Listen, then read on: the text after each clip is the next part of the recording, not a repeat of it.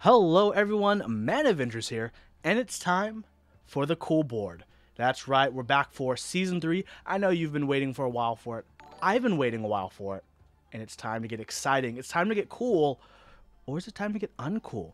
We're going to find out if you are new to the cool board or you are a returning person with not the greatest memory. Let's go over the rules of the cool board very quickly.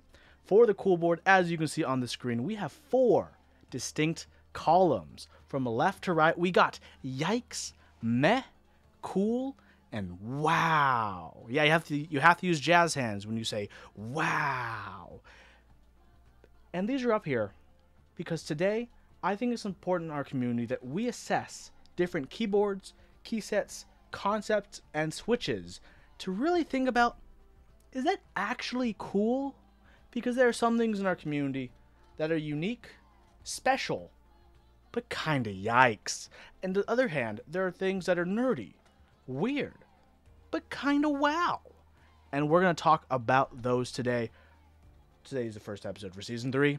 This series will be, I don't know, maybe once a month, twice a month. Let's aim for twice a month. Worst case scenario, we'll bump down to once a month, but it's a new year. It's a new year. Same Huey. So let's try for that twice a month goal. Hope to see you guys live to watch the show, and if you're watching on YouTube, it's still going to be a great time. I hope this kind of entices you to join the live audience and argue so I can tell you why your keyboard opinions are wrong. Okay, chat. We're all here. We're all ready. Today, debut episode, decided to go a little big. Didn't want to go home, wanted to go big. We have 14 items today. 14 items. So, chat. We're going to start off with a poll for everyone, okay? Everyone loves a good poll, right? How do I start a poll?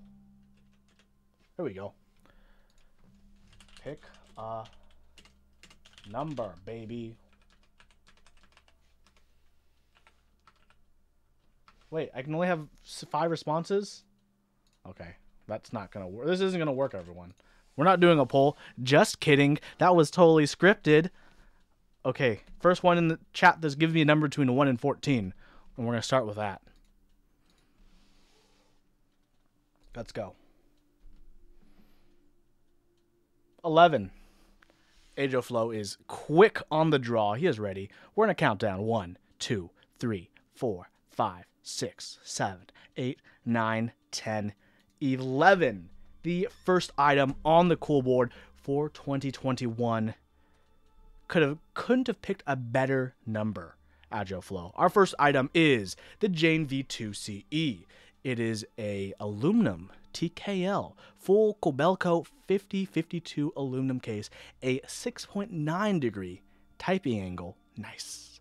A coated stainless steel weight, which is known as that Tolbarone, goes across the back. A carbon fiber bottom, a carbon fiber switch plate, both options for WinKey and WinKeyless. There's only one option that's correct, by the way. F13 TKL, it was $550, first come, first serve, and designed by Utsi. And the big question for the day is, how cool is that board? Which one is it? I don't know which one it is. It's this one. How cool is the Jane V2CE? Is it yikes? Is it meh? Is it cool? Or is it wow? What do you all think? Let me know. I personally think it's wow. I think it made F13 cool. Like, it's not like F13 boards didn't exist before the Jane V2CE, but it made it amazing. I think it's wow. I think it's wow. I think it's mid-wow, mid to high wow. It's definitely in the wow category. If you don't think it's in the wow category, I want to hear why you think it's not wow. Okay?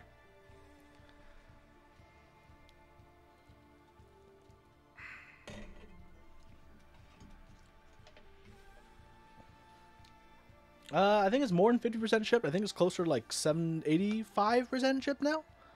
Neb coming out wrong right out of the gate. Well, that's to be expected, right? That F-13, that F-13. I think it looks fine. I think it looks great. I mean, the board with the weight on the back, that carbon fiber on the bottom, with the center in the middle of the carbon fiber having, you know, Jane and aluminum right there, looks amazing. The construction of the board is really, really unique and interesting. As to assemble it, you got to, you know, slot in and out that Toblerone on the back. I'm not even into artisans, and I still like the F-13. Come on. Nevlin says it's not WoW because it didn't use the materials for anything other than to make it look premium in the same way AutoZone carbon fiber does. I'm going to have to say you're wrong. And you know what? This is the cool board. Sometimes, it's just pretty cool. Thanks, Overkill. Good to see you, bud. It's been a cool minute. It's been a cool minute. It's a little bit of mid-WoW. We're putting mid-WoW. Let's compromise with everyone. I think everyone will be okay with mid-WoW, as we don't have anything else on the board other than Gator Ron. As we still need to establish the baselines on this cool board for Season 3, okay? But I think it's still one of Utzi's best keyboards as a piece of keyboard. That's what I think. But, oh, Gator Ron's under my webcam. Ignore him.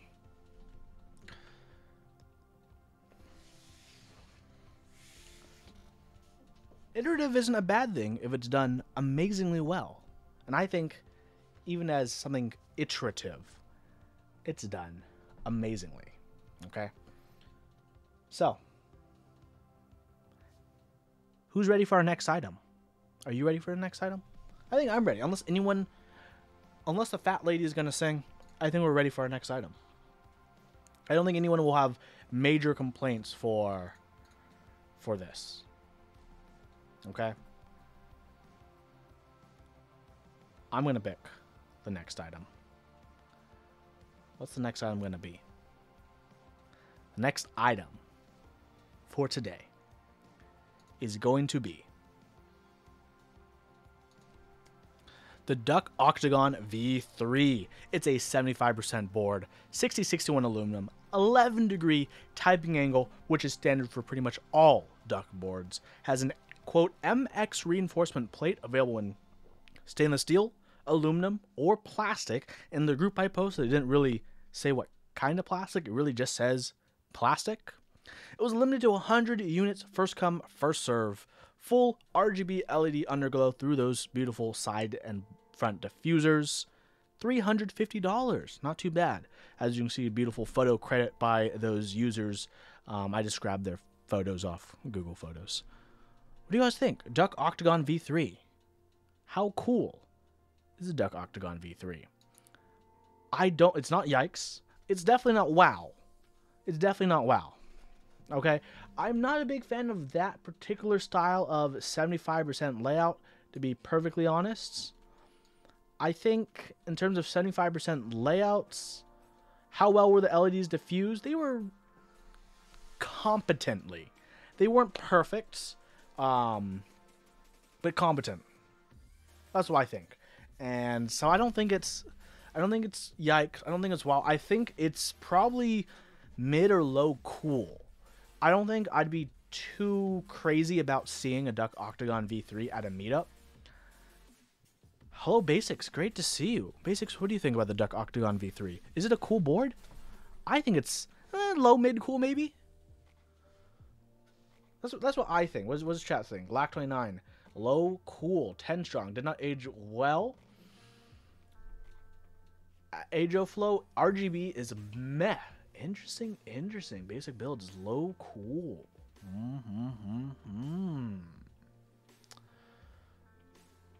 Yeah, non-staggered F-row did not age, not having any kind of snaggletooth blocker for the arrows. Straddle meh, high meh, says Jeff. Ooh, Jeff, why is it not any kind of cool? I think it's still at least cool. I think the geometry of the duck through its how it looks on the sides is still pretty snazzy looking. I think the sides still look pretty cool and still hold up pretty well in terms of modern keyboard looks. The layout, yeah, definitely, falls through. The non-USB-C, yeah, that doesn't really help it either. But I think like the case design for the sides, I think really that is what really sells it, and as Nebulant says, saves it. That's what I think. That's what I think the Duck Octagon V3 should be, maybe mid to low cool. Ooh, okay, Jeff, Jeff has an amazing point. Duck PCB, yikes. That's true. The PCB is so yikes, it might actually bring this board down to a meh.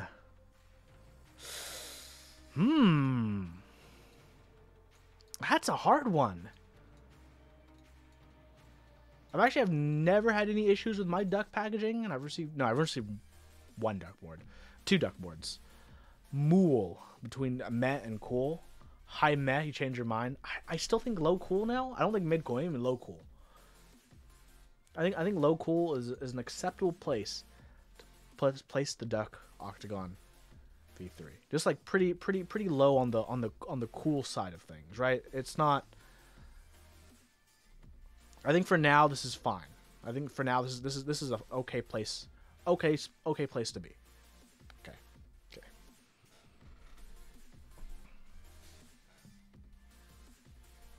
Lack, I think it's a faithful continuation of duck design for newer, for that time period layouts. Yeah, it's definitely a faithful continuation.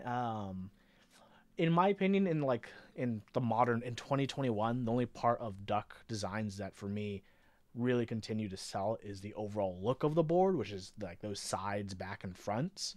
PCB, as we know, for duck is just going to be jank AF, as the kids say. So that's always brings it down on like how cool it is. So, but then again, it's not like that big of an issue because like who can't fix a PCB these days, right? Right? We're gonna leave it low cool for now. We're gonna move on to the next item. For the next item, I'm gonna need a number from chat. Someone hit me up with a number. 1 through 14.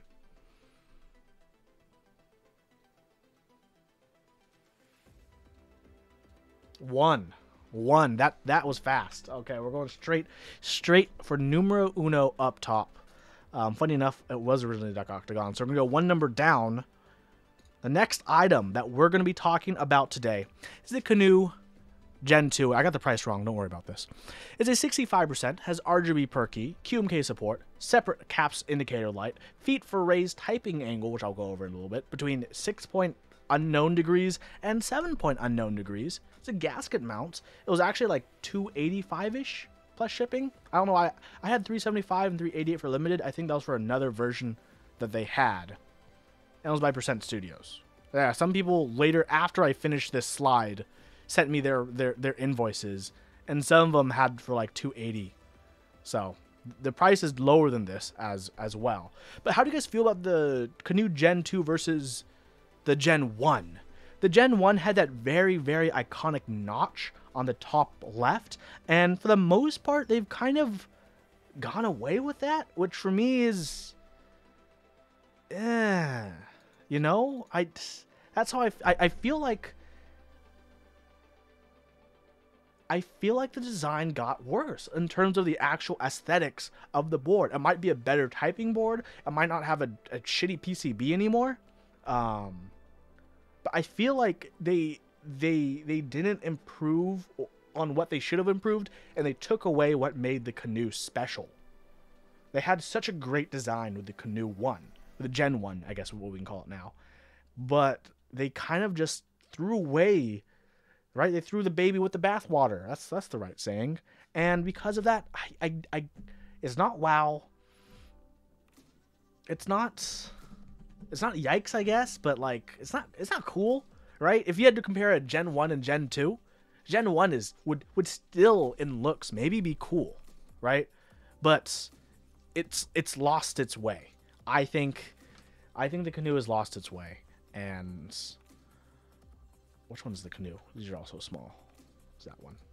And because it's lost its way, I'm kind of thinking it should really be somewhere in the meh. I don't even know if it's high meh, because at this point it just seems like such a generic 65%. Oh yeah, the feet. I was gonna go over the feet. So to change the feet are on little sliders, and as you move it, closer or farther to you, which is in the small little tracks it has, you can barely change the angle. But in order to move it, from the video that Alex Otos put out, which was his typing sounds and his like little mini quick review and thoughts. Great video, by the way, Alex. He mentioned that to change that angle, you have to either open up the keyboard to change it. You can't just like change it right quick, which is kind of annoying, I suppose. Then again, it's not like you're going to be changing the angle of your feet that often. So that's still like a decent idea. I'm not sure about how well that implementation actually is. Yeah. I don't know if it's cool. I don't know if the Canoe Gen 2 is cool. I don't know. I think it's meh. I think it's pretty meh. I don't think there's anything special about it. It's lost the Canoe magic.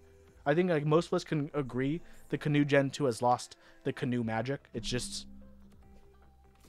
not the same anymore, right? It's just it's solidly in the meh category. Aren't a lot of people selling theirs known as like, look at my Canoe Gen 2? I don't see that many Instagram or RMK posts of people like flexing their Canoe 2s. I used to see a lot more Canoe 1 flexing, right? I'm sure you all know as well. And then the top comment is, does your PCB still work?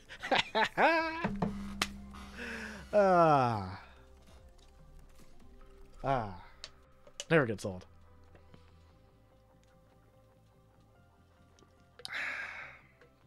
But meh, let's put it mid.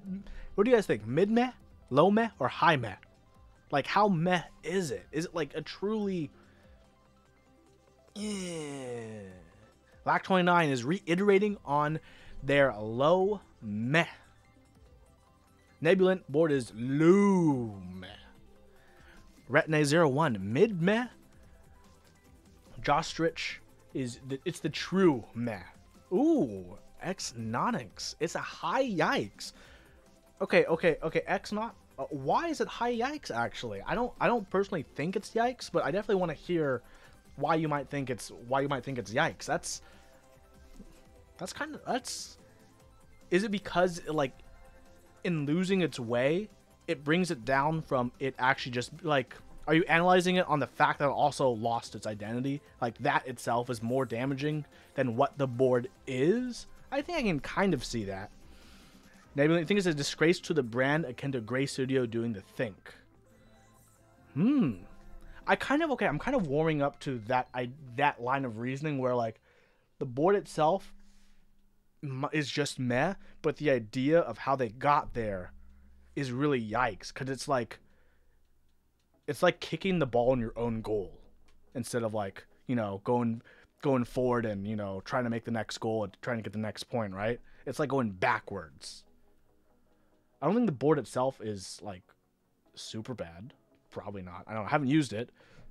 Haven't heard the best things about it, but I haven't heard the worst things about it. Okay, you have the OG Canoe, and from the OG Canoe, you think it's a yikes. Is it kind of from like what I said, where it's like it's even worse because it like just ran away from what made the OG Canoe special? Hard to do worse. Hard to do worse. Wait till we get to like episode 2 or 3 or 4.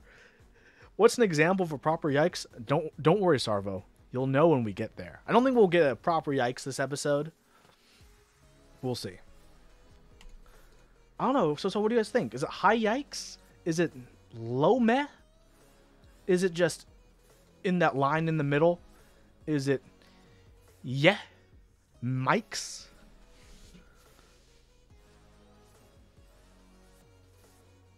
Maybe for now we'll just put it. We'll have a straddle line maybe. How about low meh? At least they tried to do something interesting. Did they try to do something interesting? We'll see. We'll see. I'll put it like 1/3 up the meh, but that's still pretty low in the meh. Okay, I'm gonna pick the next one. I'm gonna pick the next. I think we're fine there. And the next item is actually one I have to build this weekend. The next item is the exclusive E8.5. Has polycarbonates, aluminum, and brass versions available. A 7-degree typing angle, RGB LEDs by the arrows with those 3 little slits. QMK with USB-C PCB. Starting price of $365. The Founders Edition price, $888. The Founders Edition was a raffle. Polycarb, I don't know why I misspelled that. No one spell checked me. 60 units, first come, first serve. And I don't know why I put Founders Edition raffle twice. Whatever. It was 2 a.m. 6 case color options, gasket or top mount, and buy exclusive. The E8.5. The question is, how cool is the E8.5? Piece Pixels, this is a perfect example of meh. Wow. That's pretty interesting. I personally don't think I'd put it that low. I've built one already, and I have to build one more coming up. High meh, low cool. Solid cool, high cool. Really generic, nothing stands out. A true meh. It did have some unique color options, like the E black finish was pretty unique. The FE pricing is sus. Well, I mean, come on, it's all brass, right?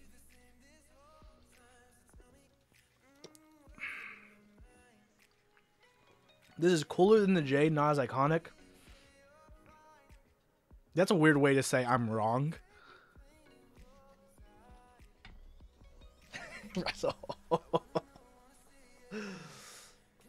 What has exclusive done better than the E8.5? Oh, I know. The E6 V2. Easy. Easy. I'm thinking low cool. Is where I'd probably put that myself. I didn't get one. I was tempted to get one, but the finances weren't ready. See the big picture again. Let's look at the biggie again. So it has a little accent on the upper right. It has little 3 slits for notification LEDs between the arrows and nav. Things like mid or low cool. With the board, exclusive finally figured out how to properly implement gummy worm gasket, also titanium. That's true. It did have a titanium plate option, which was definitely pretty cool to have. Definitely an awesome option. Interchangeable accents. Olivia, you want to see your FE before you decide? Maybe I'll unbox it later. Probably not. Let's... Okay, I think everyone's in agreement. It's somewhere in cool for the most part. J-Chef. Interesting accent, good gasket implementation, sounds and feels quite good. And the back is this. Let's put it. It's cooler than the duck. Let's put it here for now, as we don't have anything really else to balance out. I think this is an acceptable place for the E8.5. For the time being. Also, I need to fix my images, my image exports, because these are pretty blurry. I'm sorry, everyone, for the blurriness. But hopefully this is still legible. I decided to export them as images instead of just putting the vectors here. I should have just put the vectors, because that would have been nicer. That's true. Astronauts use their keyboards upside down. But not, like, backwards upside down. They're upside down, but not the keyboard. Okay. Anyone have any objections to this placement of the E8.5? That's the question. Because if there are any objections, I'd love to hear them on if it should go higher, lower, or if it's okay right here.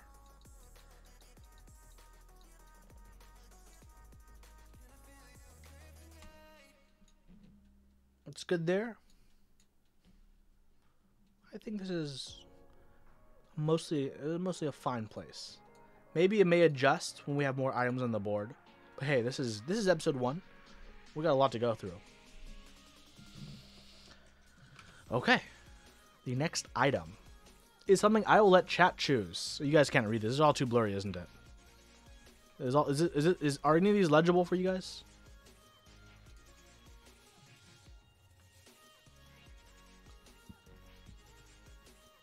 Okay, Overkill chose it again. No, what? No, you chose the last one. You chose one last time. Tengu. Okay, so we're going with Sarvo's option. We're gonna look at the Tengu today. How are you so fast? Okay, let's talk about the Tengu. Did I not add the Tengu sheet? Oops. Oops, hold on. There it is. Tengu! It is an Alice-inspired layout. 66 to the aluminum or polycarbonate.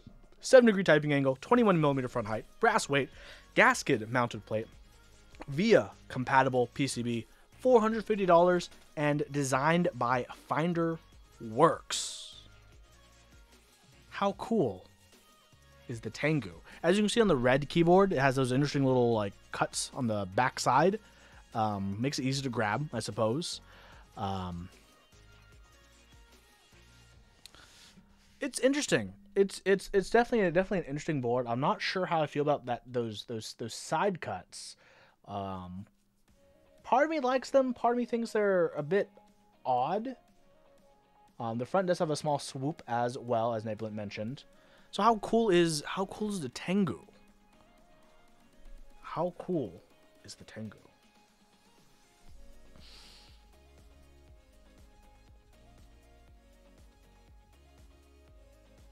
What do you guys think about the 21mm front height? Is that too high for you? Too low for you? Is that something you ever pay attention to? You just use a keyboard despite the front height?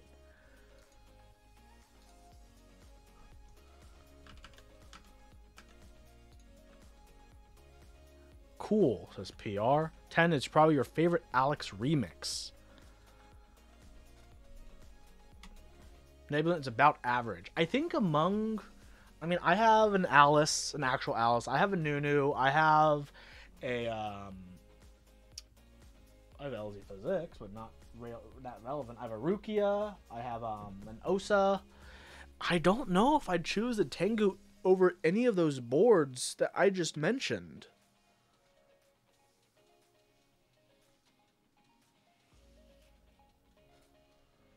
Yeah, I don't know. Like, I think I would personally choose an E8.5. I would think it's cooler than a Tengu at the meetup.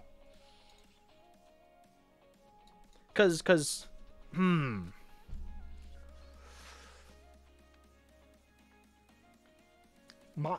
mindset when I think of like cool is like, would I notice it at a meetup? I wouldn't notice it unless someone brought it to me. That's what I feel like.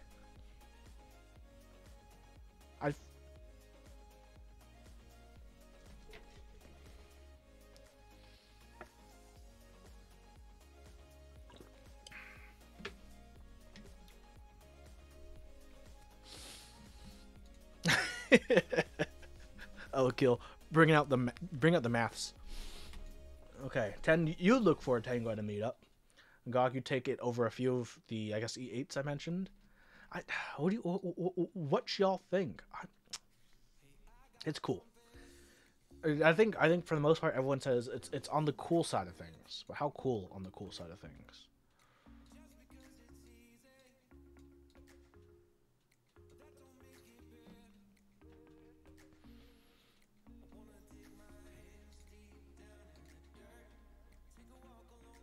Okay, chat, which would you prefer? A Tengu or an E8.5? If money, oh, no, money is a part of the concern. Is this too high for it? Gawk, you'd pick it over the E8.5? Jeff, Tengu, Ninja Tengu, a lot of Tengus in chat. I think I'm on team E8.5 if I had to choose between the two. It looks like Tengu is slightly edging over 8.5, but now it's more than edging. It was 50-50 for like a tiny second when we got that little burst, but oh, we got some 8.5s again, but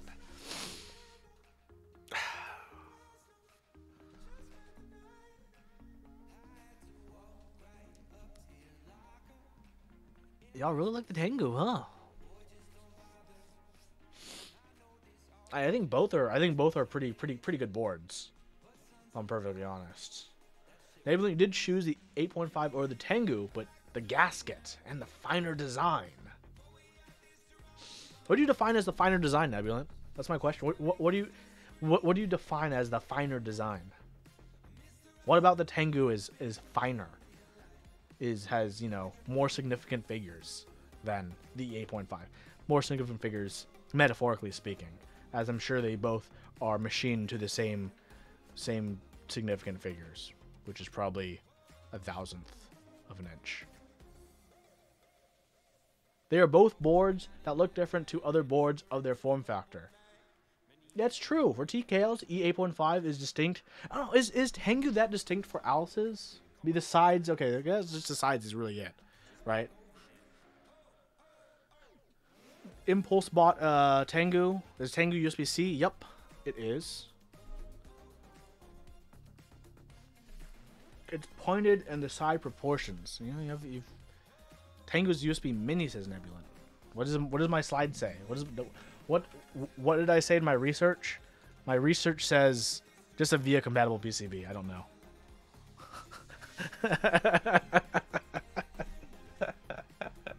I don't know. I don't know why the USB matters. No, the USB does matter. The USB matters because it's 2021, and if someone comes out with a brand new board and it's mini USB, you'd be like, slow your roll. What year are you from? Mini USB? What? Do custom cable makers even make mini USB cables anymore, bruh? Come on. What's the upside of USB-C over mini USB? You can't fuck up plugging it in. It's a slicker port look and design. ESD protection, according to Jax as well. Higher insertion lifetimes. There are definitive differences, more than just aesthetic differences. Aesthetic differences, I think, is also important between USB-C and Mini. Yeah, so if it's Mini, then oh my god, I don't think I can. I think that really brings it down. There's no way you'll reach insertion lifetime on a keyboard. Yeah, you definitely can. If you're a person who takes your board to work and home, that's 2 to 4 insertions. Say it's at home. I'm going to work. I unplug it. That's 1. Take it on my desk. That's 2. For lunch, I take it out for lunch. 3. Back to my desk. 4. Out again. 5 to take it home. Plug it in at home. 6. That's like in a normal work day.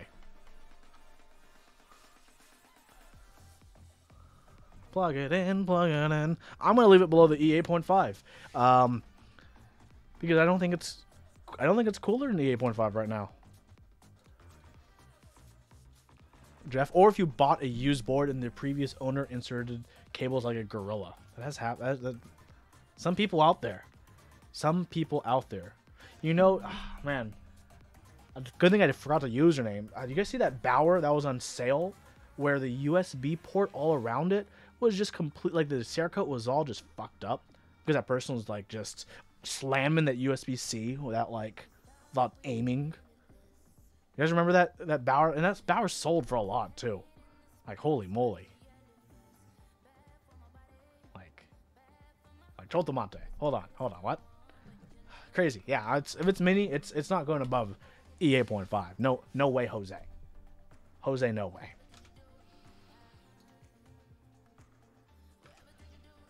If you're gonna debate on if it should be higher or lower, we'll fight it out in another episode.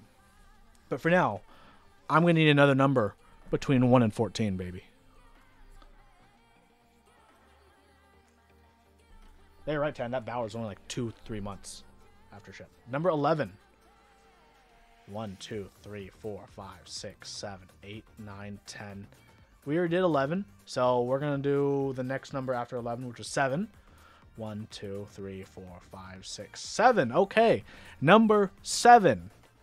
The next item on the cool board is the NK65. It's a 65% fixed layout, has a VIA compatible PCB with USB-C, hot swap, PCB.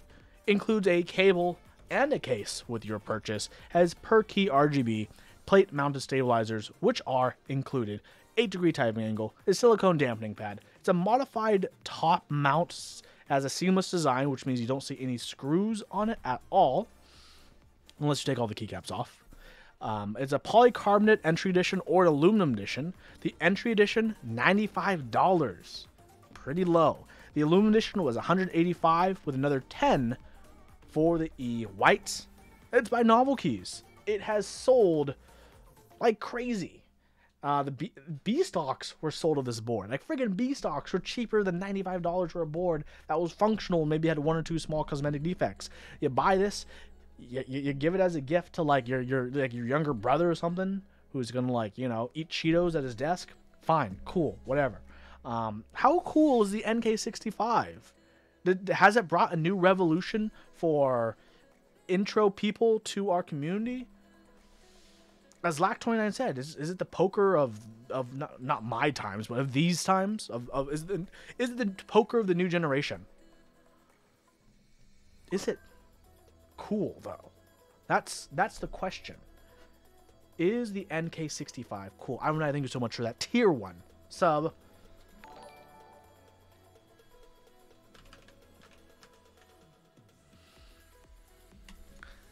Good to see you, Kate. Yes, Kate says it is cool. It does.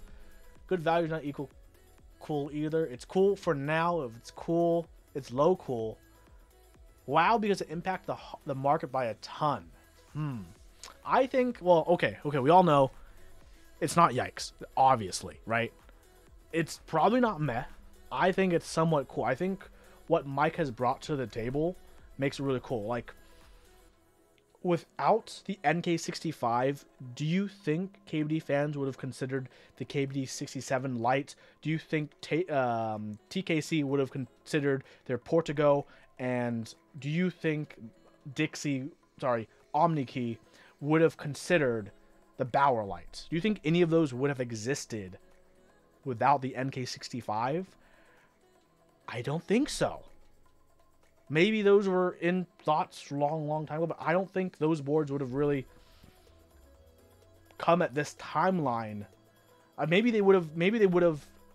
They would have come eventually. I think they probably would have come eventually, but I don't think they would have tried. Like, I don't think everyone's hustling to try to get on that N65 bandwagon. Basically, like, not throwing shade at everyone I just mentioned, but like they wouldn't be really on it without the NK65, I don't think. And I think not only that, I think Mike has demonstrated a logistical potential. He's been shipping thousands of these boards out, which, I mean, talk to anyone who's running a group buy out of their living room who can, you know, is trying to handle 50 to 100 units. Imagine 1,000. Holy moly.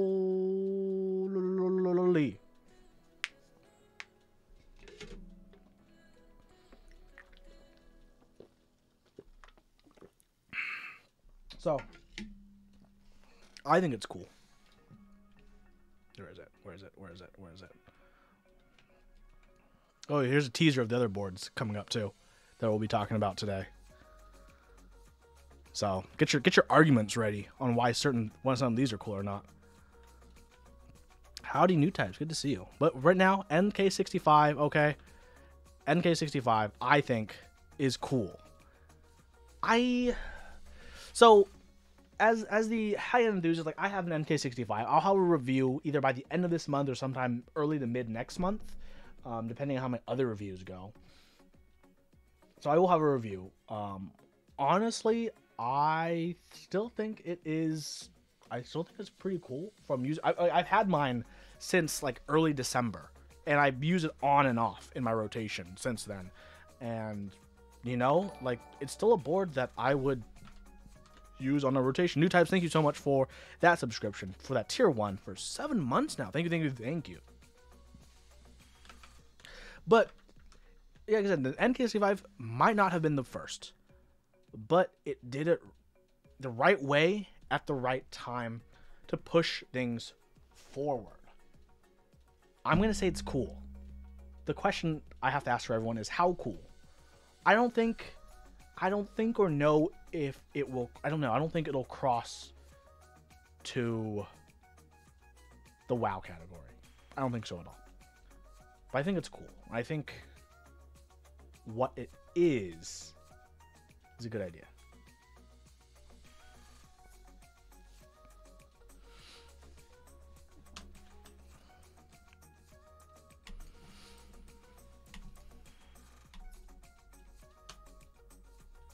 No, I think plate mount stabs are pretty appropriately rated. Better than the Tengu, says Nachos with barbecue. Sarvarta says it's between the Tengu and E8.5. Interesting. Machine Yearning, cooler than Alice Trash, please.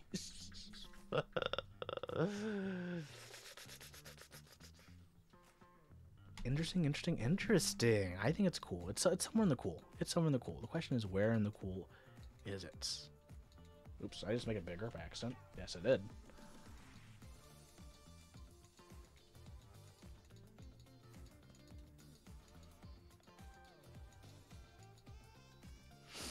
Ironi's argument is the iPod wasn't the first, but it was the first that broke into the market, and being first isn't the important part. I will agree, yeah. And the original iPod was cool. You know someone was rocking back in the day when you saw those white earpods. They're bobbing their heads, and you're like, they have white earpods? They have an iPod. Oh. They have a spinning drive in their pocket. Oh. Happy to see mirrors has a spinning drive in your pocket. I'm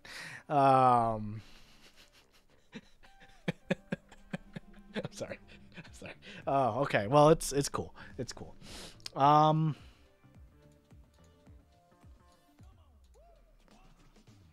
didn't cool when it's a Zune. Because you don't have the... Okay. Would a beginner, the target market for NK65, be able to tune their plate mount stabs as well? They could learn. Because one of the things is the NK65 is bringing a lot of people into the hobby. A lot of people now are like learning with the NK65. It's easy to swap out switches, which means it's easy to try out different switches, which means you can modify switches and don't worry if you mess up. You have to worry about desoldering. You just pop them right out. Or if there's a new switch you want to try in, that you want to try, pop them right in. And same with stabilizers. People can learn to lube, and people are learning to lube. I think it's great. I mean, Teha Types, Nathan Kim, wonderful individual, wonderful channel. I'm sure you all know. You all know Nathan Kim. He did a lubing video, and what did he use? Did he use the Kara or NK65? I forgot, but he lubed plate mount stabs. I think he lubed plate mount stabs. Whatever. He lubed stabs. They were great. Lube stabs, everyone. It's a cool board. Kara, thank you.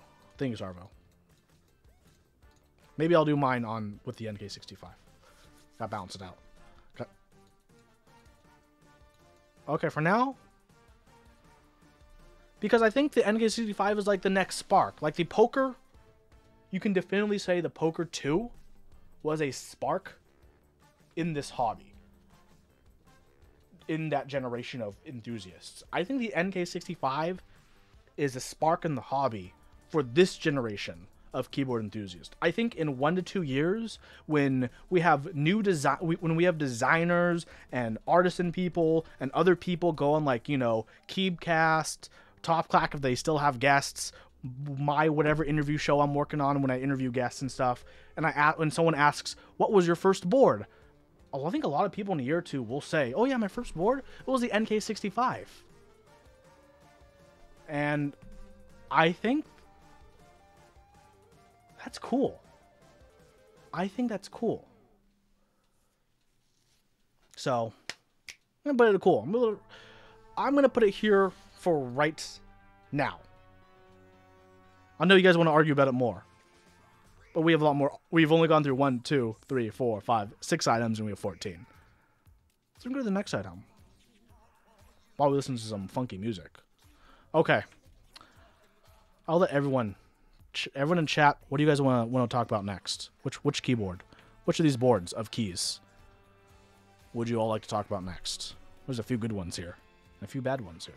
No, just kidding. I don't think there's any bad ones. Alright. Double Southpaw. We're talking about the Southpaw full size. Okay. let's talk about Southpaw full size. Southpaw full size, a semi-reversed full size layout. Top mounted plate, win key and win keyless options, a QMK PCB, 8.5 degree typing angle. You can get it with either 6061 or 7075 aluminum, either soft or hard anodization, either a brass weight that goes across the bottom or a plain all aluminum bottom. The starting price, $210 actually. You can go all the way down to the $210, but can go upwards of $455, which is designed by Reconsiderate. So if you got it at $210, you'd actually have no anodization on the board. That starting price was with the board with the raw finish, no anodization. Fun enough. And it's interesting that not that many designers will give that option, because most people will complain about it, because most people want an anodized board. So, mention the year this ran. I don't remember what year this ran. I wasn't keeping track of that. The group buy did take like a year and a half, almost 2 years. I got mine over a year. I was over the 1 year waiting club for mine, and I built mine up. Mine's over there. Is the Southpaw full size cool? Is the board cool? That's gonna be the question we talk about today. Has it aged well? Has it aged poorly? Do people care for a full-size Southpaw keyboard anymore? Is even the idea of a Southpaw full-size cool? Because, you know, a lot of designers these days are running pretty cool numpads. And if you have a separate numpad, you can just have a separate numpad and move it to the left. And you can even move it closer or farther. You can move it, you know, closer to you, like this way, or push it. You can pull it or push it farther than you, where... So it's an interesting thing to think about, right? So for the numpad, you could get it, you can get the numpad itself as a standard numpad on the left side, or actually you can get the numpad flipped as well if you wanted the numpad southpaw. The group buy though, woo-wee, had issues, and definitely put a damper on anyone who was involved in the group buy.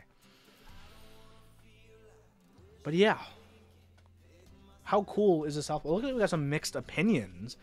Nacho's Southpaw is cool as fuck. Sarvo, I think it's definitely cool. Lack, this is not how to do a Southpaw. Mid cool, because of J-Shuff. Jax, TLDR, it looks cool, but it's low cool high meh. No, you guys are really read. Oh, sorry. No plate mount stabs, not as good. Plate mount stabs. Oh, you're talking about stabs again. Okay. Nachos looks low, cool, mid, high. Jax TLDR. Fuck plate mount stabs. Okay. Machine learning. It can't be cool, but just by the virtue of it being full size. Production issues makes it mid meh, despite your high respect for Southpaw. I would if we don't count how the group buy win, it's cool, but the group buy drops it down to meh. Sarvo, I think we took the market impact into account for NH5, but at Meetup, you wouldn't know about the group buy stuff. You know, actually, Sarvo, that's the thing. At a Meetup, the reason I always consider Meetups is that comes up at Meetups. At Meetups, people talk. And if someone's involved in a shitty group buy, you're gonna hear about it at a Meetup. That's like the #1 place you'd hear about a shitty group buy. People talk about their stories, people talk about each other. People love to talk at meetups because meetups are fun and great. And I mean, if I brought my full-size Southpaw at a meetup, if someone asked me about it, you know I'm gonna bring up my group buy experience. How could I not? It exists. But as J-Chef said, it exists. People have it. That's true. Yeah, Gawk, imagine seeing a Lumina at a meetup. You mean like the 7 people who have one, Gawk? That would be a story. If you saw a Lumina at a meetup, you'd be like, oh my god, were you like the 8th person to join it? Before, you know, it got canceled and died and it ended up being a scam? Laugh. The group buy was such a mess, but the board is good. Lack, what's everyone's opinion on Reconsiderate? I mean, Reconsiderate has good communication, right? Even though, you know, he's like with the Southpaw has issues with the group buy, I never felt like Reconsiderate was going to run for my money. run with my money. I never felt like Reconsider was going to lie to me, was going to cheat me. When I was in the group, I was definitely like disappointed about all the issues of production, but I never doubted Reconsiderate. I think he's a good individual. Even when he like my board is technically a B stock, and there's like no issues with my board. He sent me, I had the issue to wait for it to get refinished or to take it as is, and he sent me 31 pictures of my board from a ton of different angles with macro shots of what he perceived were issues. So the whole time, even like during all the delays and everything, he was very upfront with updates. He was upfront with information, with pictures. So that's one of the things where he was good. He was a good dude. But Southpaw full size, is it cool? Is the board, has it aged well? Has it not aged well?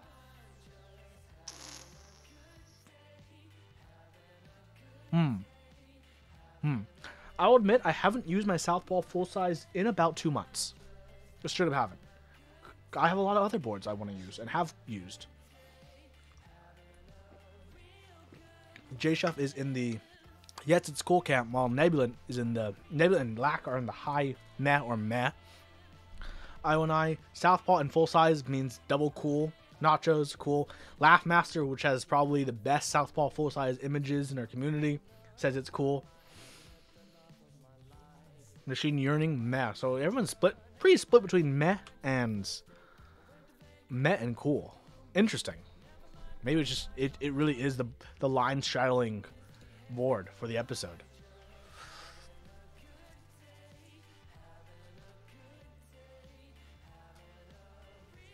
Jeff, you hate the Southpaw too, but it's still cool to see. J Chef, another TKL, give him a break. Full size is cool.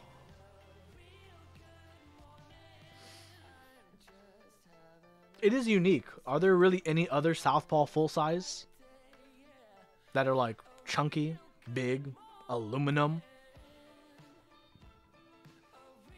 The current board in the Mez is the Canoe Gen 2.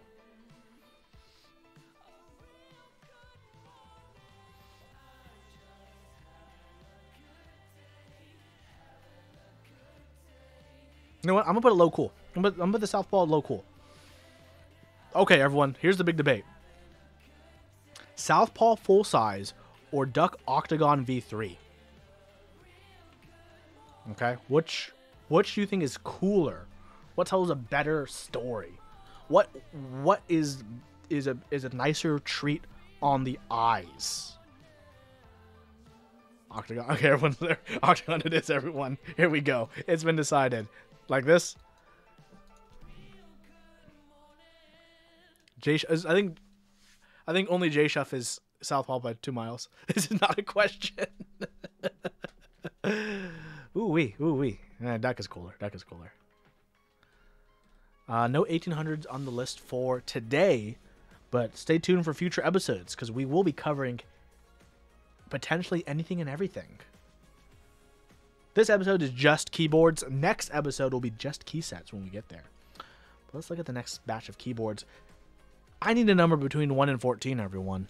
What number am I going to get between 1 and 14?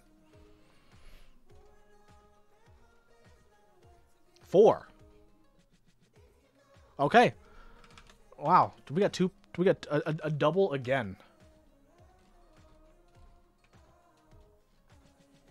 Number for 4 is let me just freaking tab to the right thing. Uno, dos, tres, cuatro. Number 4 is the Thermal. The Thermal is an MX HHKV or standard 60% top available. Leaf spring mount, it's called a beam plate.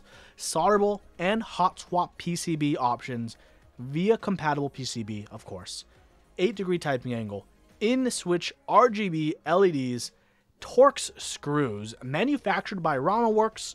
Designed by Wilba.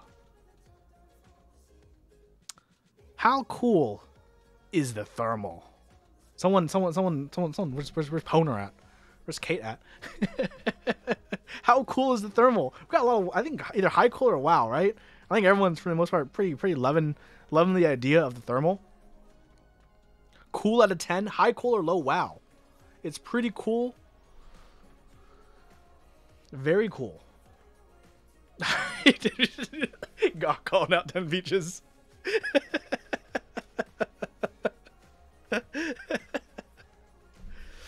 Jeff, okay, you said you're mid cool. You're not big on the heatsink sides. Interesting.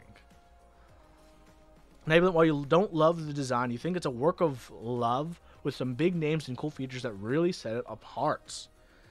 Anwar94, Endgame Dream, you want one. I think there will be extras if you pay attention to the Roundworks newsletter. Dark CL, Hot Swap is not cool. Well, Hot Swap's fine nowadays. I think Hot Swap can be fine.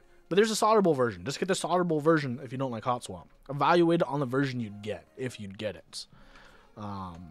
Which for me, I'd get the solderable version myself. And I think the thermal is pretty cool. So here's the question, right? A lot of people said, wow. Is it a wow? Is it a wow? That's the big question. Do I call Poner? No, sorry. Do I call Wilba after this episode and say, Wilba, congratulations, mate. You made it to a wow category. Or do I tell Wilba, I'm sorry to break the news. The thermal, it's only cool, mate. It didn't make it. I'm sorry. How do I approach Wilba after this episode? That's gonna be the question. I think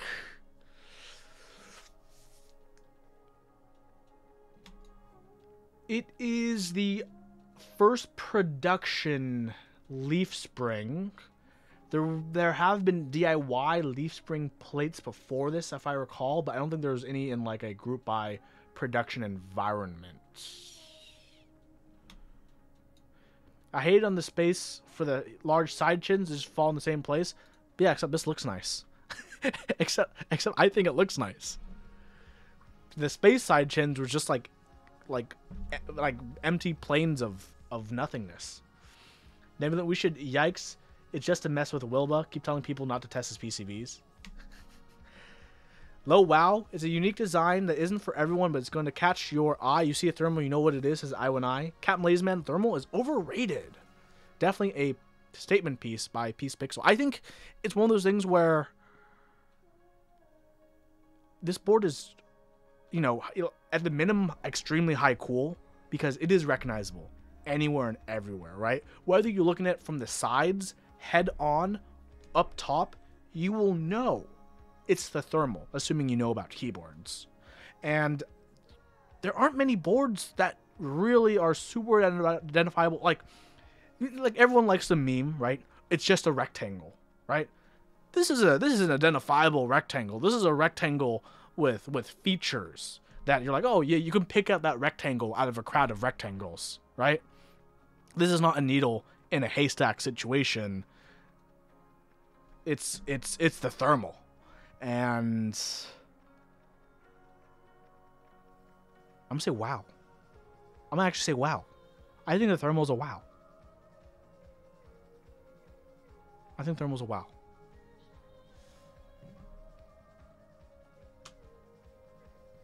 Maybe the bad part of this board is you couldn't unthink this, but it reminded you too much of the 3D printed keyboard bell cases. Well, the thermal is pretty amazing. We're gonna go wow. It's true. You can use the fins on the side as Dorito chip holders. I want Hugo to get one, so the next time he loses a typing challenge between Diego, himself, and me, he can what? Oh, view, right? Right. He can next time he loses, he can crush it and get all those little like Doritos bits in the little fins. That's what I want. That's what I want.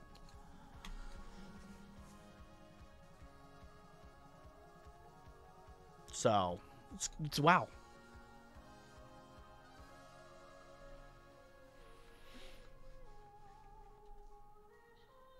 Nachos, in the sea of keyboards that don't look that different between themselves, a keyboard that sets itself apart is pretty wow IMO. Yeah? Why not make them crush the Doritos with the fins? That's true. That's true. Because as we all know, Hugo will lose the next typing competition. It is prophesized. Yeah, I'm gonna put it was WoW. It's straight up WoW. I don't think I would put it as WoW as a Jane V2CE. I don't know. Maybe if I ever own a thermal, I'll try to get an extra when they're available. I'll change my mind. Talk to Will, but maybe he can do me a favor. I don't know. I mean, maybe I'll tie it with the Jane, because the Jane does what it does very competently, and the thermal is super unique. You know what I'm saying? Yeah, let's put it right there. For now, we'll say this is a tie for now, until more information comes to light to all of us. But I think it's easily agreed that thermal is a WoW. Wilba, you've done yourself great. You're not going to watch this VOD, but you've done yourself great.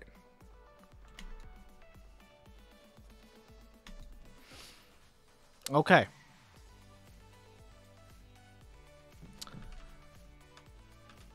And the next item that we'll be talking about today is the HHKB Pro Classic. It's the new, improved, loved Topra board. Topra switches, 45-gram domes. It inspired the MX HHKB layout. Without the Topra, without the HHKB, we wouldn't have the MX HHKB Pro layout. It's the third iteration of the HHKB, and the best iteration so far. Finally moves up from a USB Mini to a USB-C port. The stabilizers aren't shitty and rattly anymore. They're actually good stabilizers. Like, they did it. They did it as a two-piece construction with that integrated ABS plate, giving it that unique, unmatched Topra typing sound and feel. The layout was designed by both Wada Sensei and PFU. Fun fact, Wada Sensei originally believed that there shouldn't be, the only thing on the bottom row should just be a spacebar, and PFU was like, no, we're going to add a Windows key and Alts, because people actually needed to use those. And Wada Sensei was like, what? People do? And PFU was like, yes, we're going to add those. And that's how we got the layout. Because if you look at Wada Sensei's original prototypes, the bottom row was just a spacebar.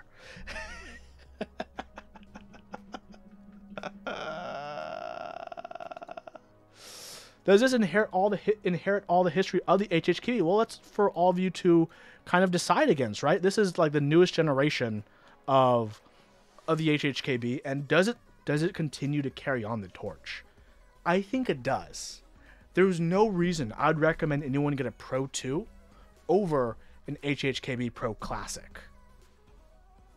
Right? I think the HHKB Pro Classic carries the torch. Double 49. It relights the torch, not carries it. You know what Double 49? Maybe on top of that, it takes the torch to a fucking bonfire. And it uses the torch of its predecessor, the HHKB Pro 2, and it chucks that torch into this flaming giant bonfire, and we have the HHKB Pro Classic. And I'm not talking about the new other ones or something. I'm just talking about just the base model Pro Classic, 200 buckaroos plus shipping. I think it's WoW. Like, it's the HHKB, baby. This is like, it's like a sequel that's good, right? Like, you know, anytime there's like any kind of media, whether it's a video game, a movie, a comic, a manga, an anime, whatever it is, when you hear the word sequel, half of you gets excited because you're like, oh, okay, more of what I love. And the other half is like, they could fuck it up. They could actually fuck it up. But they didn't. They didn't fuck it up. They made it so good. They improved everything. Remember how the old HHKB basically didn't have rubber feet on the bottom? Guess what? Pro Classic knows what rubber feet are. Oh,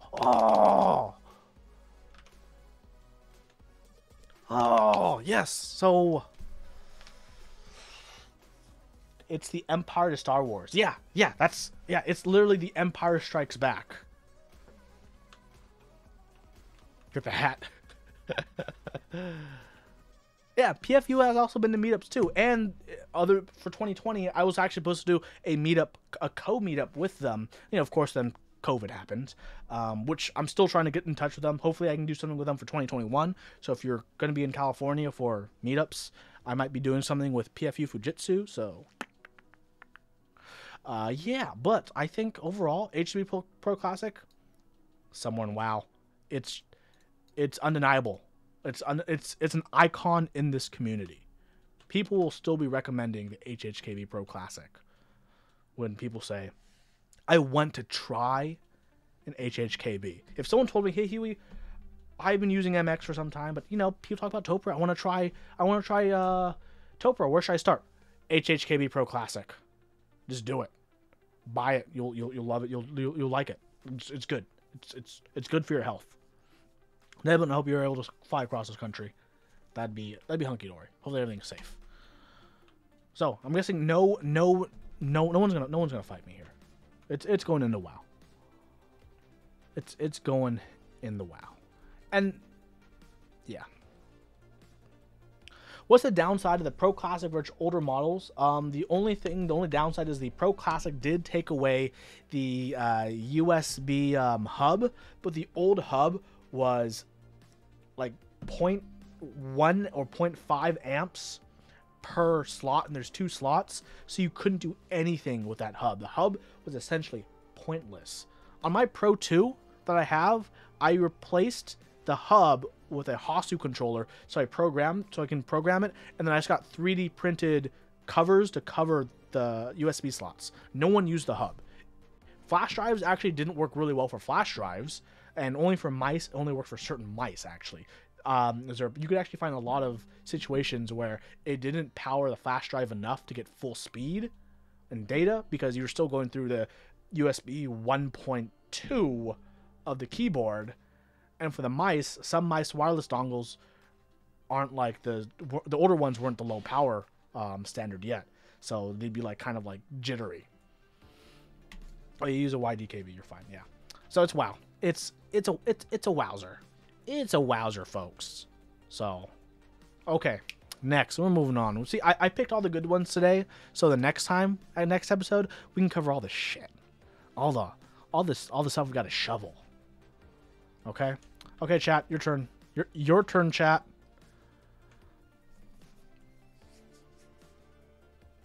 See, I think we only have good boards left. Okay, Doobie49 says the Bower. We're talking about the Bower.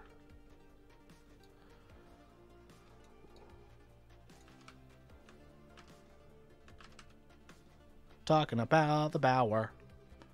Did I not add the Bower? I did add the Bower. Here we go.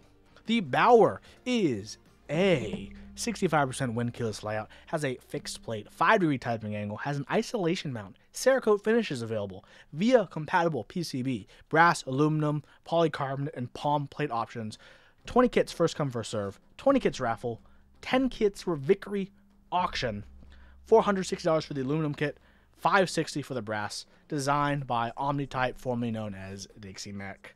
How cool is the Bower?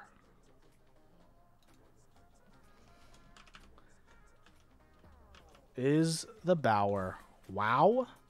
Is going to be the question of the night, right? I have one. I enjoy it very much. I have a custom colorway even. Mine's a one of a kind. No one else has my exact colorway for all my components. Fun fact. Symmetrical blockers. 0.75U blockers, which are very unique. It's a wind keyless 65%. So there's no asymmetrical snaggletooth blocker for the arrows and nothing on the other side. It has that fixed layout, so no 2U backspace. So if you're not used to that split backspace life, you just adapt, survive. Have a wonderful night, Nablet. Thanks so much for joining.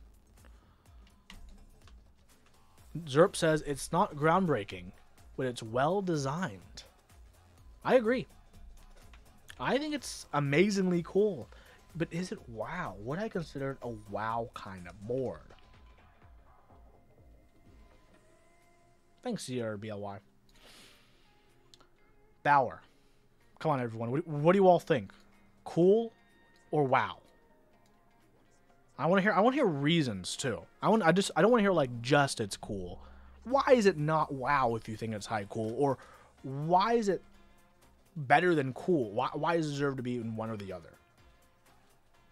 Doobie, you'd not say wow, maybe on the line with half plate. Interesting. 10 features, it's still asymmetrical, but even having even sized blockers, very pleasing.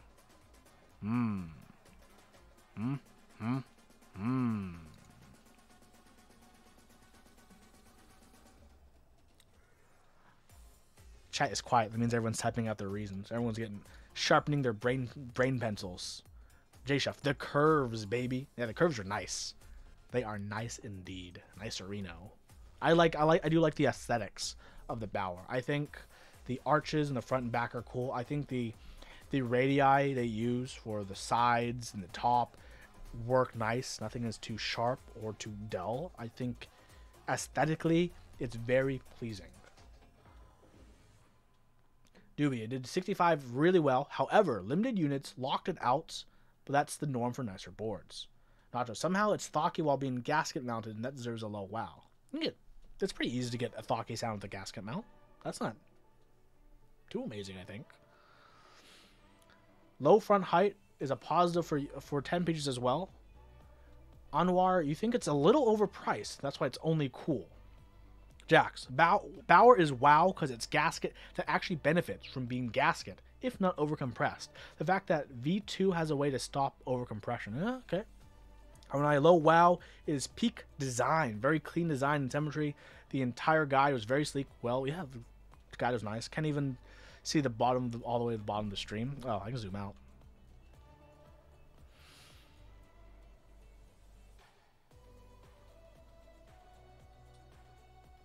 Too expensive.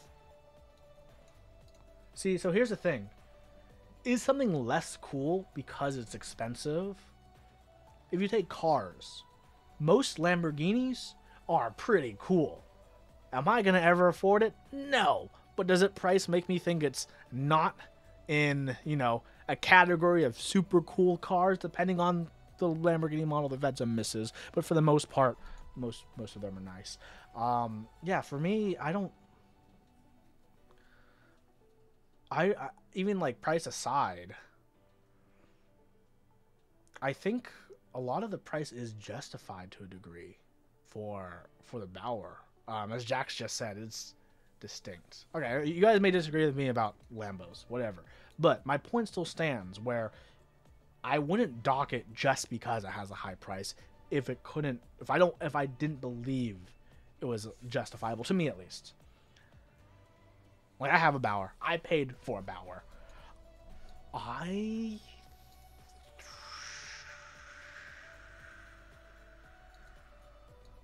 Well, I wouldn't get a Lambo if I wanted a sports car. I would definitely get a Lambo just because it's flashy. Duh. Low wow. I think it should be solidly somewhere in the wow. Anwar, it's a good point. You guys just don't dig this. That's fair. If you don't dig the aesthetics, definitely understand. Yeah, not everyone's really keen on the rounded style of aesthetics. Definitely, price point can factor. That's what I think. It can factor. It doesn't have to factor, but it can factor. Because there are some things where I would say it's uncool because it's way too expensive for what it is. And at least with the Bauer, I think for what it is, the price is fine. The price doesn't take away from it, for me, at least. At least for me, it doesn't take away from what it is. I think the Bauer itself has to be at least low wow.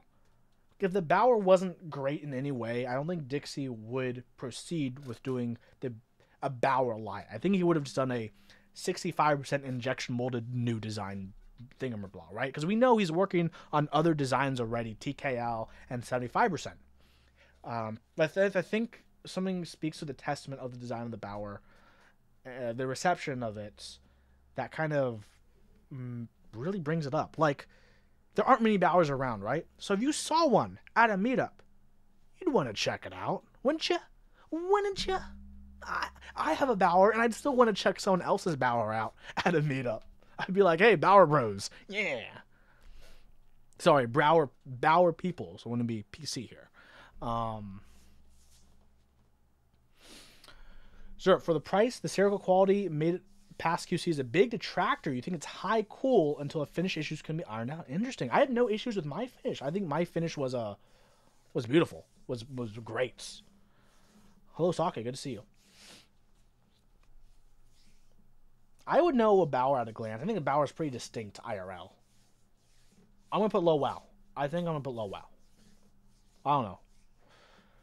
Jax, do you think Cerakote should be done in-house? It's not hard, and the GB runner designer is going to care infinitely more than an outside shop that specializes in guns. Potentially true. Potentially true. Don't know. I think it depends on where you are, the shop itself. I know some shops care about actually the process of Cerakoting more so than what they're Cerakoting, but that's definitely that could be a fair point. But I know not every vendor wants to become a Cerakoter.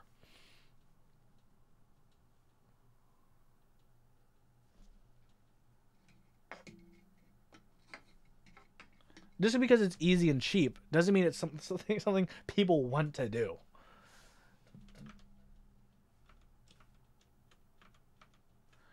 Like most things in life are easy enough, just tedious, and that's why not everyone does everything.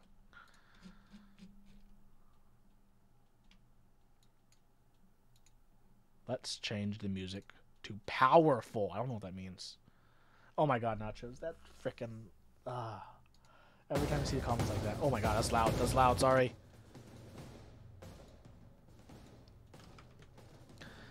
If you had a big company to Cerakote, you would get some really nice stuff. See, MMG gun stuff has S++ Cerakoting. Well, yeah, I'm a low WoW for now. We'll see in the future when we do more episodes. If it gets bumped up or down, I think we can discuss the movement of items in future episodes. And we will, as we did in Season 2. Okay, chat. Give me a number between 1 and 4, chat.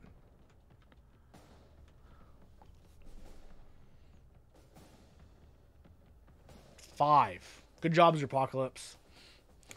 We're going with 3, as 3 is the number between 1 and 4.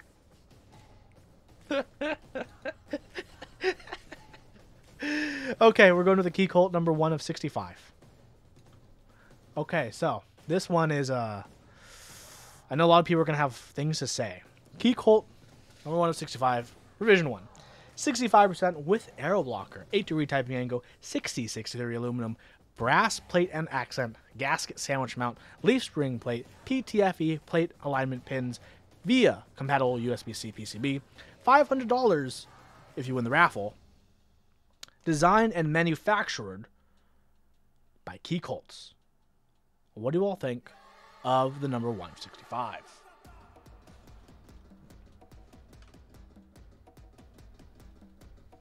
Is Key Colt, does it live up to what it lives to be?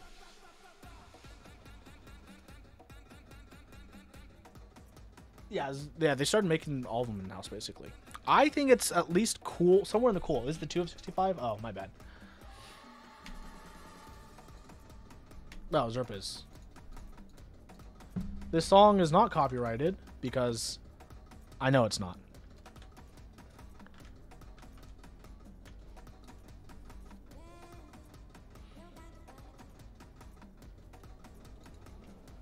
Because I'm using a service that includes music that's not copyrighted. It is powerful. Okay, Key Colt. Does this Key Colt break into the WoW category? Or is it held back by the fact that there are other better Key Colts? I think there are other better Key Colts. In my opinion, the 65 line is my least favorite line of Key Colts. I like their TKLs and their 60% much more than their 65s, if I'm perfectly honest. I think, in my opinion, the 65 is their worst line. I've built a 65 and a 60. I think their 65 is the worst line. But that doesn't mean I think it's a bad line. It's still an absolutely amazing keyboard, right? But when you're comparing 3 super amazing boards, one of them is not going to be as good as the other 2. And for me, that's the 65.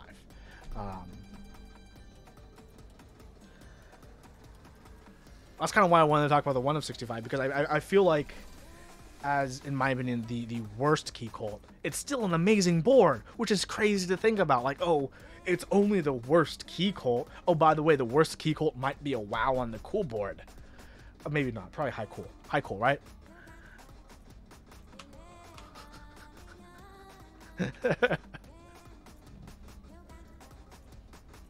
I think it's just I just dropped it here, but I really think it's fine here. Just for now at least, until we get more things on the board that might shuffle things around, but it's cool. Like any key cult I see at the meetup. Oh, oops, my bad. I need a freaking. There we go. Sorry, guys. I have to switch between Illustrator and OBS. I only have one monitor right now.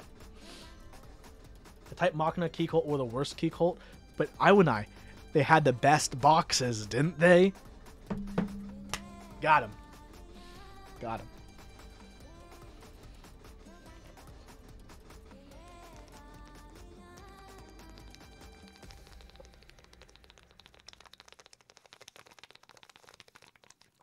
Kimchi, welcome. That is indeed the correct show.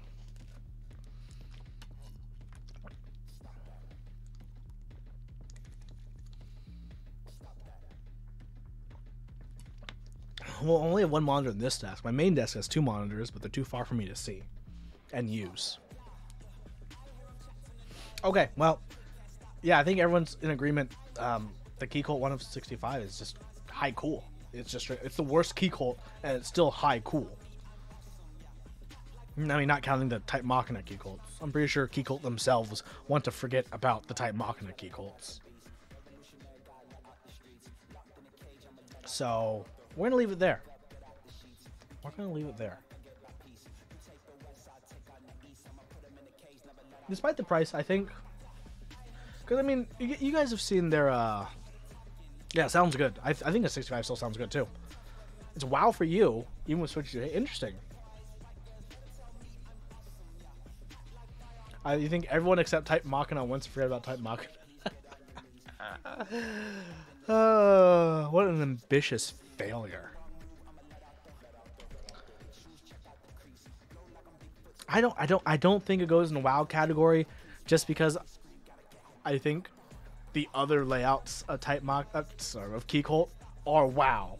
For me, their 65% just doesn't cut it for me. But if in the future, if I cover the 60% or the TKL, for me they'd be WoW. For me at least, but we'll chat and argue about that when we get there. Okay. We're down to the final three. We're down to the final three boards. Okay. LZ Physics. Let's talk about the LZ Physics. The LZ Physics is an Alice-inspired layout. If you look closely at the layout, it's not the Alice layout. There are some changes. I don't know if Gok's still on chat, but he was really keen on those. 7-degree typing angle. Brushed stainless steel weight. It's QMK compatible USB-C PCB, thanks to Heine. A TX bag was included. It's a rubber O-ring pin mount, which is actually a pretty interesting way to do the mounts. Basically, there are these pins. You put O-rings around the pins, and the O-rings are scored, and the plate fits into the scored parts of the O-ring. And that's how it's suspended. And designed by LZ, of course. So, is the LZ Physics cool? It's a pretty decently sized board. The mounting system is definitely pretty interesting. I don't know if it's as effective as it could have been, but it is an interesting mounting system. The weight is on the inside. I know some people had issues with the weight and shorting their PCB, where so a lot of people left the plastic wrapper on their weight. I did that because I heard about that issue. How cool is the LZ Physics? Is this the coolest board LZ has done? I don't think it's not the coolest board LZ has done, but it's a pretty cool board, I think.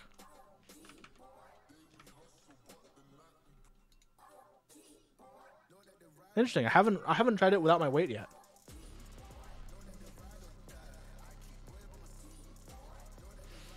It's cool. It's not WoW. Solid cool. Interesting. You know what? I'd probably agree. I don't think it's a WoW. It's not a WoW, but I think if LZ did an LZ Physics Gen 2 or version 2, round 2, and made certain improvements, it could potentially make it into WoW. I think the concept and idea of the physics is WoW worthy, but I think the physics as it stands is not a WoW keyboard. What do you guys think about it? That's what I think of the physics. I think it's still very cool. I still use mine regularly. And I'm actually working... Well, my review got kind of delayed on it because I got other things. I'll have a review on it someday. It's not high on my review list, to be honest. Onward, it's cool, but do you think other boards are going to be more relevant in the near future? Because Type K? Cuff Type K? We'll see. Type K looks good, too. Looks great. What's this music I'm listening to? Hold on.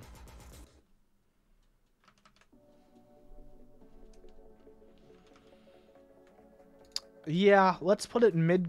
Let's put it. I don't know. Is it E 8.5 cool? I think it's like around E 8.5 cool, from top to bottom. Let's put it here for now. I think it's fine here.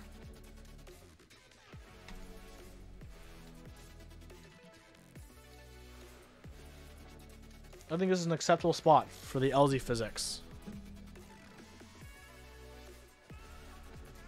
It's pretty cool, right? It's not key cult cool. It has potential, and that potential is cool. It's definitely something you talk about at a meetup. You go to a meetup, you're like, oh, that's the LZ physics. I have an Alice clone. Can I see how it's slightly different? And you and whoever that would be would talk about that, right? Because obviously it's 2021, and everyone and their mother has an Alice clone these days. How many are running, right? And you'd wanna see the differences. I feel the differences actually when I type. I can tell if I'm typing on an LZ Physics or an Alice, which is kind of cool when you think about it. Okay, we got the final two, everyone. The final countdown.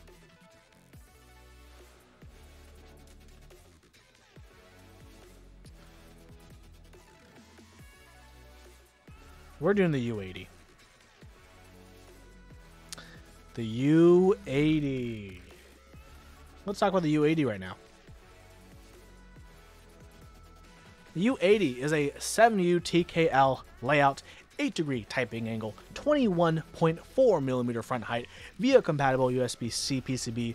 It has the mute mount plates, in-switch RGB LEDs, solderable or hot swap PCB, PVD brass plate with a brass weight, cable. It includes a USB-C to A cable, $420, designed and manufactured by RamaWorks. It is a monolith of a board. If you've seen one in person, you know it's a big, beautiful chunker. It's big, it's beautiful. That bar across the back that you can see on the sides, left and right. The mute mounts. The first time I got to really use the mute mount was on my Karas. I love the idea of the mute mount. I think the mute mount works really well. And when I think about the mute mount in a whole TKL with a brass plate, like, oh baby, I know that can work so well. So I think it's yeah, let's okay everyone, where are we putting the U80A? That is the question.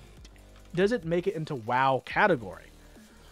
So what has RamaWorks done enough to distinguish the U80A from other TKLs and other boards with dampened style mountings? In terms of looks, I think it has certain geometries where at a first glance it is a rectangle, but everyone still says it's a chunka. It's a chunka, right? And that's pretty unique. The bar across the back, I really like that as the accent. Someone remind me, is the U80A, does it have the internal screw slot so you can put the dampener or brass weight internally, or no? Or is that only the M60A and M65 and Kara? I do not remember if the U80A featured the option to put the... It does. Okay. So it has even more options for that. You can make... Wow. Oh, man. Imagine putting another brass weight. Why would someone want to put another brass weight in this? That'd be so much brass. What up, Heine? Good to see you. Okay, Kate says all of the boards can use the internal items. Oh my... Mein Gott. Oh, goodness. That's heavy. But the U80A. How cool is the U80A? Heine, how cool is a U80A? Is it yikes, mega cool, or wow? It odes for maximum cranium damage. I think, well, from what I remember, press-wise, when the U80 ran, it was picked up by a lot of people. I remember that because I remember a lot of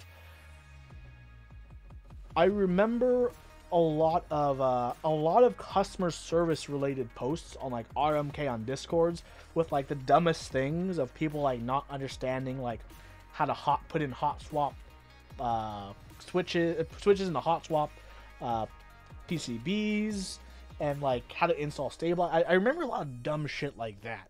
And when you see a lot of dumb shit like that, when you think about it, like only like 5% of people would post that kind of stuff, which means a lot more people actually got that board, right? Because like because you don't see those kinds of posts for like most other group buy stuff because it doesn't have that kind of big impact. But I remember specifically for the U80A, there was a lot of like, there've been a lot of dumb people posts. No offense to the people, like just like low unknown like people who don't know about keyboards getting keyboards, and the keyboard they happened to get was the U80.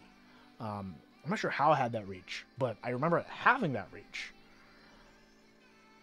because I'm pretty sure I remember talking with Olivia because she was talking to me about like people asking about like VIA stuff because they were like small braining it, and like people talking about like switches and this hot swap. So I know I had an effect. How much was the board again? It was like $4. I put the graphic up. Boom, put the graphic up again. $420. Nice. For a lot of aluminum, brass. So one thing I do like about that plate is you see the mute actually interfaces with the plate.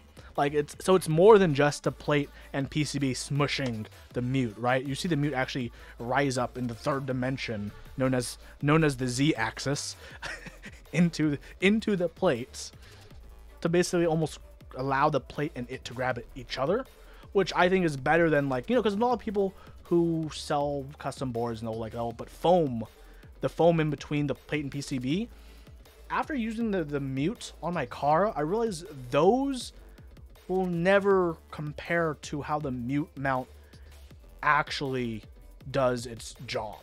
And I think that's something that's very underrated, and like I wonder if other people are going to take advantage of that knowledge and that idea, because like there's a lot of TKLs that with flex cuts. Imagine if you took the flex cuts on the TKL, like custom TKL, and you just filled the flex cuts with like a MX style mutes.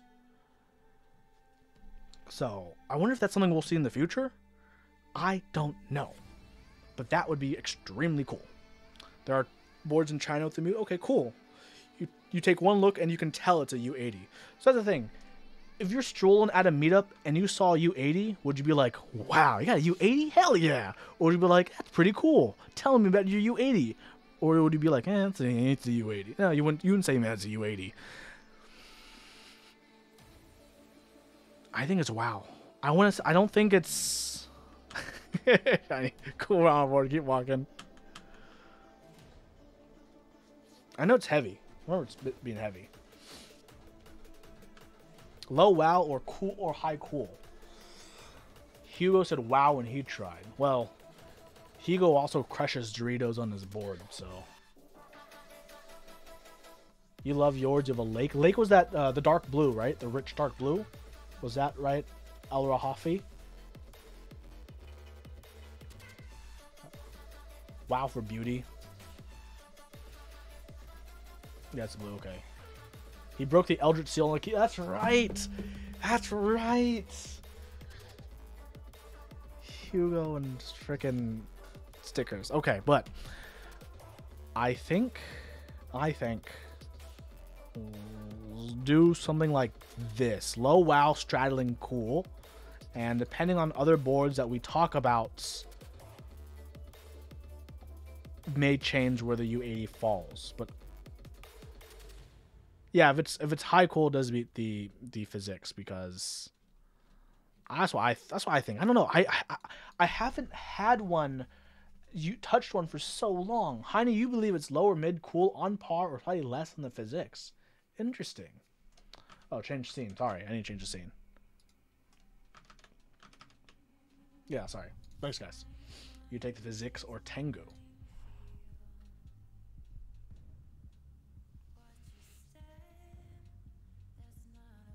I think it's cooler than the Tengu.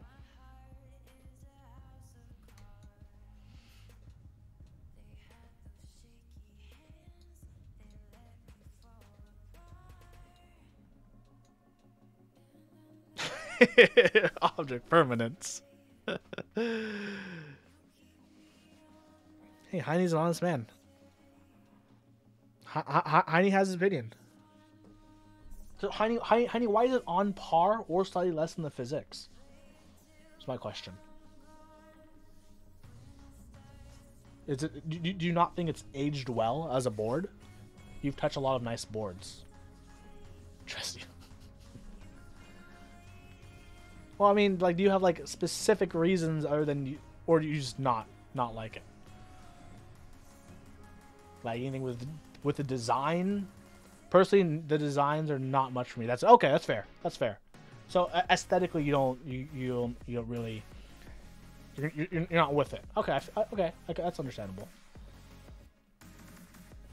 U80A is a bad because it'll make your IKEA desk warp because of the weight.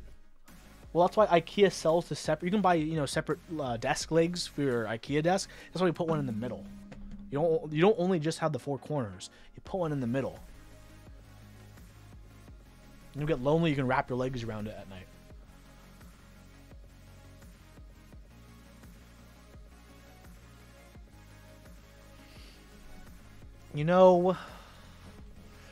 That's the thing. I don't know the U80A as how well. I don't think it's aged that well because not many people talk about the U80A anymore, huh?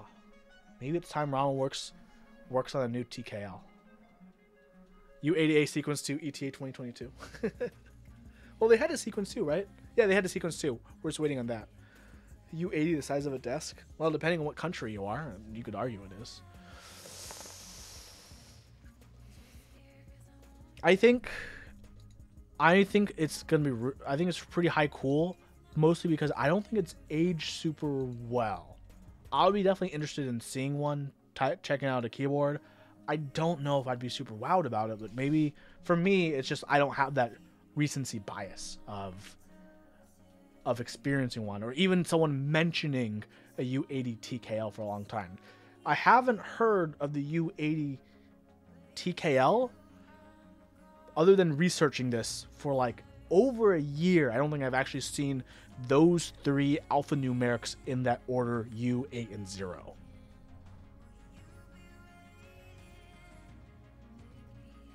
Okay, I'm gonna put it there for now. Actually, Zerb, it's not that someone did that with the beam spring. There used to be beam springs that were built into desks as a normal option you could buy, because the rest of it would be an L desk with the beam spring on one side, and the computer would take up from the floor to your head sitting heights of computer. Those desks are pretty rare. It shipped less than a year ago, so it hasn't been a year. Yeah, I'm gonna put it really high cool for now. Okay, we got one last board to talk about for our debut episode. I don't know if we have any KBD stands in chat, but it's the KBD 67 V2 MK2. Sorry, I messed that up. It's the MK2 V2. You guys get the fucking point. It's the KBD 67, the newest one. It has a curve on the side. How is it? Okay, meh. We got some mehs in chat so far. High meh. First high-end mechanical keyboard, meh. I think it's cool because it's ubiquitous. Is ubiquitous the word you'd use for KBD 67? I like how it's available, but meh. 99% nickel plate, meh. Same as what it should be. No, I think an NK65 is way better than this. I'd rather have an NK65 over KBD 67. I think that, I mean, like I said, the KBD 67 is like, it's a fine board, right? It's like, it's a Toyota Corolla. It does fine. But a Toyota Corolla isn't cool. And I feel the same way about the KBD 67 MK2 V2. I think it's just like a Toyota Corolla of keyboards, right? Like, it gets the job done. It's a keyboard. It's fine. You can do what you can with it, like with a Toyota Corolla. But ultimately, you're gonna want to upgrade, right? You're gonna want something.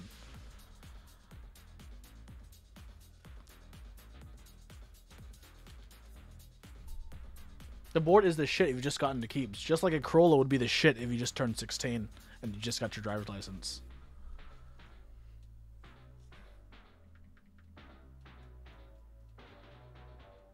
You don't recommend it to noobs even. Really? I'd probably be okay recommending it to someone pretty new in the community if they're willing to solder. More of a Honda Accord hybrid. Nothing wrong with a few bells and whistles. Nothing endgame.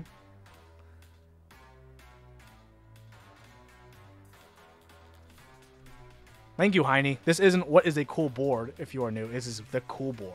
And well, obviously, Guppy, it's not your Corolla. It's your mom's Corolla. It's cool for what it is no, it's not real cool. I'm sorry. I don't think I can good conscience say this is cool. It's just a board. It's just to me, it's just like a 90s Corolla. It's fine. It gets the job done. But meh. I agree with Jax. A Tofu is better. Here's the thing. Toss a fart can on it. That's true. KVD 67 V2 MK2 or the Canoe Gen 2, which is cooler. The Canoe Gen 2, which looks worse than the Gen 1, or the KVD 67 V2 MK2.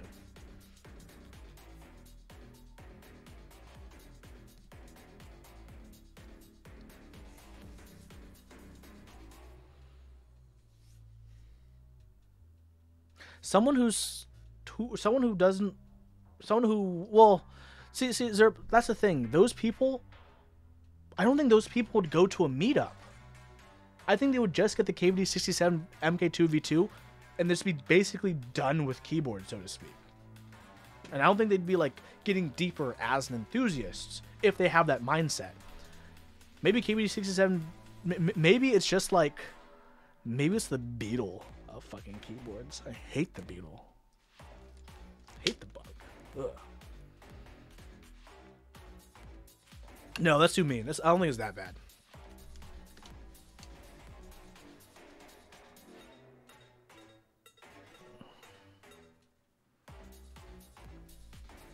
Yeah, 260 base. That's correct. Oh man, that price is worth the Tofu.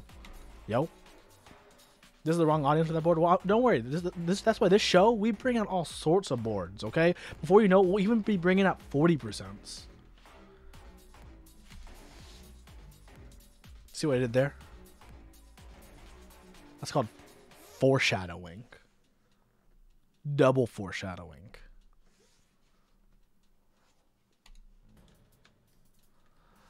That's called literary technique, baby.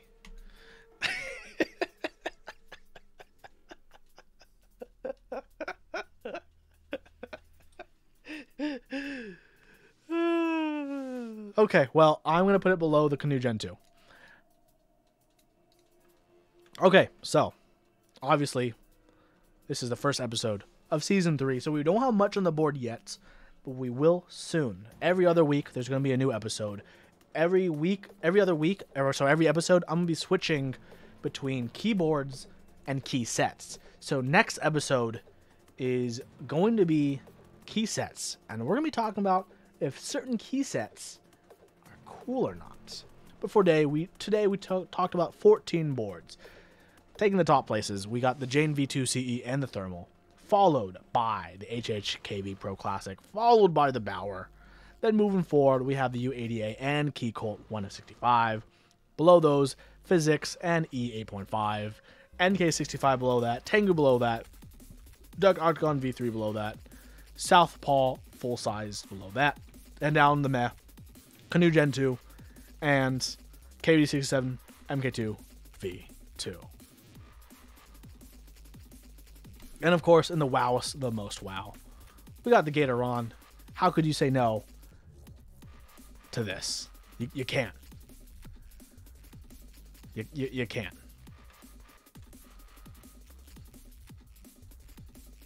That's it. That's going to be the final placement for this episode. But next episode, we will be doing key sets. But the episode after that, when we get back to keyboards, in addition to having new picks, we will also have the option to debate if we should move any of the old picks. So keep that in mind for episodes coming up. Don't forget, if you're watching on YouTube, to subscribe, follow. I don't know what people do. If you're watching on Twitch, thank you so much for watching today and supporting the little channel and everything I have going on. Feel free to hit that follow button to see when I'm doing my next stream. I will be doing a build stream sometime this weekend. I will have This Week in Keyboards releasing this weekend as well. I will have a review coming out early next week. So I got a lot of content planned. YouTube and Twitch. It's a new year. Same Huey. Hopefully a better Huey. A better Huey.